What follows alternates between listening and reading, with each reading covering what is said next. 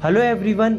आज हम पढ़ेंगे क्लास 9 ज्योग्राफी का चैप्टर नंबर फर्स्ट, जिसका नाम है इंडिया साइज एंड लोकेशन। इस चैप्टर में हम इंडिया के साइज एंड लोकेशन के बारे में जानेंगे, वर्ल्ड में इंडिया की क्या पोजीशन है इसके बारे में जानेंगे, और साथ में हम इंडिया की नेबरिंग कंट्रीज के बारे में जानेंगे। हम इस चैप्टर को बहुत ही अच्छे विजुअल्स और एनिमेशन की मदद से समझेंगे, जिससे आपको हर एक टॉपिक बहुत ही अच्छे से समझ में आएगा। तो चलिए स्टार्ट करते हैं।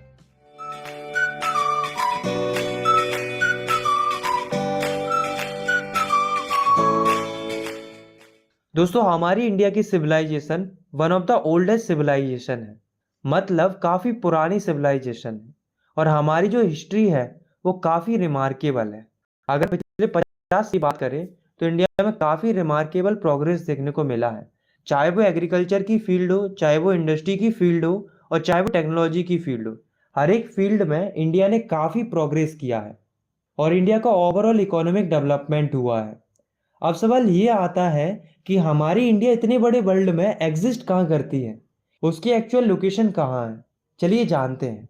तो जैसे मान लो ये है हमारा वर्ल्ड, तो वर्ल्ड के सेंटर से एक इमेजिनरी लाइन क्रॉस करती है जिसे हम बोलते हैं इक्वेटर। और इक्वेटर अर्थ को दो बराबर बराबर हिस्सों में बांटता है। तो इक्वेटर के ऊपर वाला जो पोर्शन होता है उसे हम कहते हैं नॉर्थर्न हेमिस्फीयर, और इक्वेटर के नीचे वाला जो पोर्शन होता है उसे हम कहते हैं सदर्न हेमिस्फीयर। तो अगर हम अपनी इंडिया की बात करें तो हमारी इंडिया लाई करती है नॉर्थर्न हेमिस्फीयर। तो सबसे पहले हम लिखेंगे India is a very vast country, मतलब इंडिया एक बहुत बड़ी कंट्री है जो कि लाई करती है नॉर्थर्न हेमिस्फीयर में। पर इतने बड़े नॉर्थर्न हेमिस्फीयर में भी किस जगह पर, तो ये हम पता करते हैं लॉन्गिट्यूड एंड लैटिट्यूड की मदद से। तो जैसे मान लो ये है हमारी अर्थ, तो अर्थ के ऊपर जो इमेजिनरी वर्टिकल लाइंस होती हैं उसे हम कहते हैं लॉन्गिट्यूड, और जो इमेजिनरी हॉरिजॉन्टल लाइंस होती हैं उन्हें हम कहते हैं लैटिट्यूड्स। और इन्हीं लॉन्गिट्यूड्स और लैटिट्यूड्स की मदद से हम किसी भी कंट्री की या किसी भी जगह की एग्जैक्ट लोकेशन पता कर सकते हैं। तो अगर हम अपनी इंडिया की बात करें तो इंडिया जिन दो लैटिट्यूड के बीच में लाई करता है वो है 8 डिग्री 4 मिनट नॉर्थ और 37 डिग्री 6 मिनट नॉर्थ। और इंडिया जिन दो लॉन्गिट्यूड के बीच में लाई करता है वो है 68 डिग्री 7 मिनट ईस्ट और 97 डिग्री 25 मिनट ईस्ट। आपको इन वैल्यूज को अच्छे से याद रखना है क्योंकि ये वैल्यूज काफी इंपॉर्टेंट है। और हाँ, इंडिया के इस पॉइंट से लेकर इस पॉइंट तक की जो डिस्टेंस होती है वो होती है 3214 किलोमीटर। और इस पॉइंट से इस पॉइंट की जो डिस्टेंस होती है वो होती है 2933 किलोमीटर। अब हम बात करते हैं ट्रॉपिक ऑफ कैंसर की। तो जैसे मान लो ये है हमारी अर्थ, और अर्थ के 0 डिग्री लैटिट्यूड पर ये है इक्वेटर। तो जब हम इक्वेटर से थोड़ा ऊपर की साइड जाते हैं तो 23 डिग्री 30 मिनट नॉर्थ पर जो लैटिट्यूड मिलता है उसे ही हम कहते हैं ट्रॉपिक ऑफ कैंसर। खास बात यह है कि जो ये ट्रॉपिक ऑफ कैंसर है वो इंडिया के सेंटर से पास होती है और इंडिया को ऑलमोस्ट दो इक्वल पार्ट्स में डिवाइड करती है। अब हम बात करते हैं इंडिया के आइलैंड ग्रुप्स के बारे में। तो इंडिया के दो मेजर आइलैंड ग्रुप्स हैं, कौन कौन से चलिए जानते हैं। तो जब हम इंडिया से साउथ ईस्ट डायरेक्शन में जाते हैं तो जो आइलैंड्स मिलते हैं वो है अंडमान एंड निकोबार आइलैंड्स, जो कि बे ऑफ बंगाल में लोकेटेड है। सिमिलरली जब हम इंडिया से साउथ वेस्ट डायरेक्शन में जाते हैं और तब जो आइलैंड्स मिलते हैं वो है लक्षद्वीप आइलैंड्स, जो कि अरेबियन सी में लोकेटेड है। तो यहाँ तक हमने जो भी पढ़ा वो लोकेशन के बारे में पढ़ा। अब हम पढ़ते हैं इंडिया के साइज के बारे में। तो अगर हम अपनी इंडिया के टोटल लैंडमास की बात करें, यानी कि टोटल ज्योग्राफिकल एरिया की, तो इंडिया का टोटल ज्योग्राफिकल एरिया है 3.28 मिलियन स्क्वायर किलोमीटर। और अगर हम वर्ल्ड वाइड देखें तो इंडिया वर्ल्ड के 2.4% ज्योग्राफिकल एरिया में लाई करता है। अगर हम एरिया वाइज देखें तो इंडिया वर्ल्ड में 7th लार्जेस्ट कंट्री है। आप इस ग्राफ में भी देख सकते हो। अगर हम अपनी इंडिया की लैंड बाउंड्री की बात करें तो इंडिया की टोटल लैंड बाउंड्री है 15,200 किलोमीटर। और अगर हम अपनी इंडिया की कोस्ट लाइन की बात करें, मतलब कितना एरिया हमारा ओशियन से लगा हुआ है, तो इंडिया की टोटल कोस्ट लाइन है 7,516.6 किलोमीटर। इसमें लक्षद्वीप और अंडमान एंड निकोबार आइलैंड्स भी इंक्लूडेड हैं। इनफैक्ट हमारी इंडिया की कोस्ट लाइन जितनी ज़्यादा कनेक्टेड है इंडियन ओशियन के साथ उतनी किसी भी कंट्री की नहीं है। इंडिया के north west, north and north east direction में हमें देखने को मिलते हैं बड़े बड़े माउंटेन्स, जिन्हें बोला जाता है हिमालयाज, जो कि यांग फोल्ड माउंटेन्स हैं, यानी कि कुछ ही मिलियंस ईयर पहले फॉर्म हुए माउंटेन्स का ग्रुप है। वहीं अगर हम नीचे की साइड देखें तो अबाउट 22 डिग्री से इंडिया की चौड़ाई कम होती जाती है, यानी कि नैरो होती जाती है टुवार्ड इंडियन ओशियन। अब आप इंडिया के मैप को फिर से देखो तो इंडिया का जो लैटिट्यूडनल एक्सटेंड है वो ऑलमोस्ट 30 डिग्री है। सिमिलरली इंडिया का जो लॉन्गिट्यूडनल एक्सटेंड है वो भी ऑलमोस्ट 30 डिग्री है। पर अगर हम एग्जैक्टली देखें तो इंडिया के ईस्ट से लेकर वेस्ट की जो एक्सटेंड है वो छोटी है इंडिया के नॉर्थ से लेकर साउथ की एक्सटेंड के मुकाबले। तो आगे जाने से पहले एक प्रॉफिटेबल ऑनलाइन ट्रेडिंग प्लेटफॉर्म के बारे में बात करेंगे जिसका नाम है गुरु ट्रेड 7। ये एक ट्रांसपेरेंट ऑनलाइन ट्रेडिंग प्लेटफॉर्म। अब आपको एक और इम्पोर्टेंट बात याद रखनी है कि अरुणाचल प्रदेश और गुजरात के बीच में 2 घंटे का टाइम लैग देखने को मिलता है, मतलब 2 घंटे का डिले देखने को मिलता है। ऐसा इसलिए होता है क्योंकि इन दोनों स्टेट्स के बीच में डिस्टेंस बहुत ज़्यादा है और हमारी अर्थ कंटिन्यूसली रोटेट कर रही है, जिस वजह से अरुणाचल प्रदेश में सनराइज 2 घंटे पहले हो जाता है एज कम्पेयर टू गुजरात, वही गुजरात में सनराइज 2 घंटे बाद देखने को मिलता है। तो इस हिसाब से अगर अरुणाचल प्रदेश में सुबह के 5 बज रहे हैं तो 2 घंटे का टाइम लैग होने के कारण गुजरात में तो 8 बजने चाहिए। पर ऐसा होता है क्या? नहीं ना, क्योंकि एक ही कंट्री में 2 अलग अलग टाइम कैसे हो सकते हैं?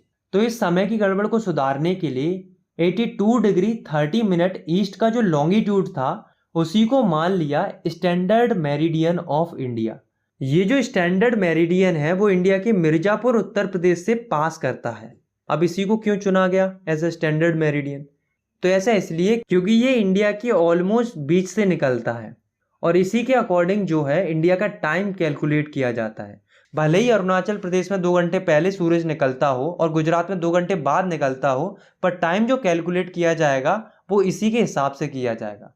जैसे अगर मिर्जापुर में 4 बज रहे हैं तो पूरी इंडिया में भी 4 ही बजेंगे, मतलब मिर्जापुर भी लाइक जलवा है हमारा।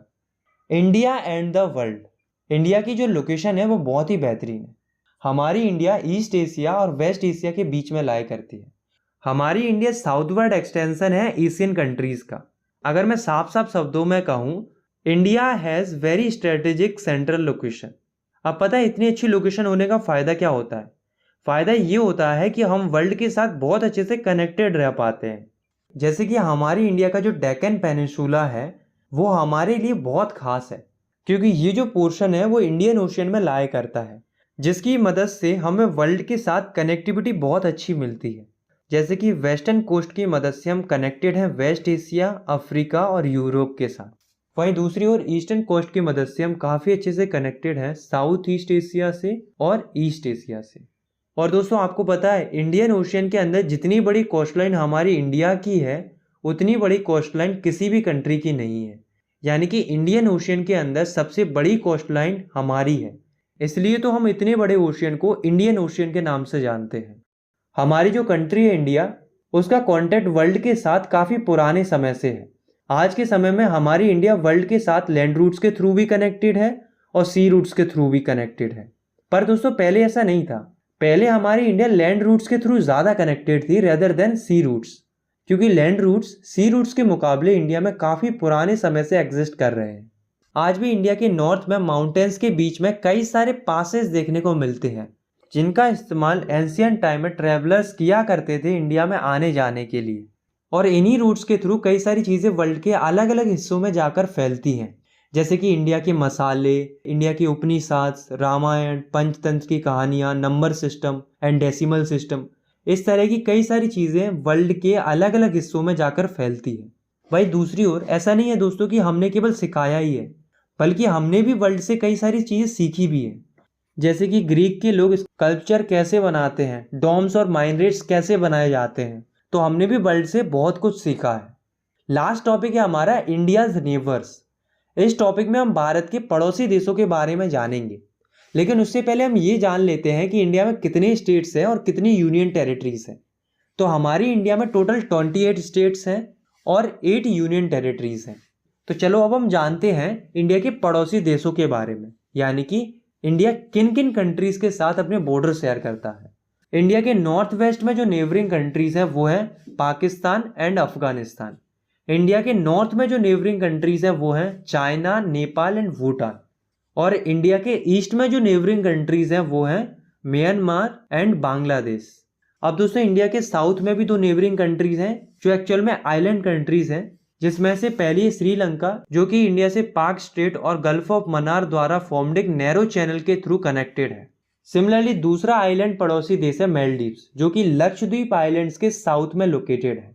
तो ये है हमारे सभी पड़ोसी देश। तो यहाँ पर हमारा ये चैप्टर खत्म होता है। आई होप आपको ये वीडियो पसंद आई होगी। अगर आपको ये वीडियो पसंद आई तो आप इस वीडियो को लाइक कर सकते हो, चैनल को सब्सक्राइब कर सकते हो।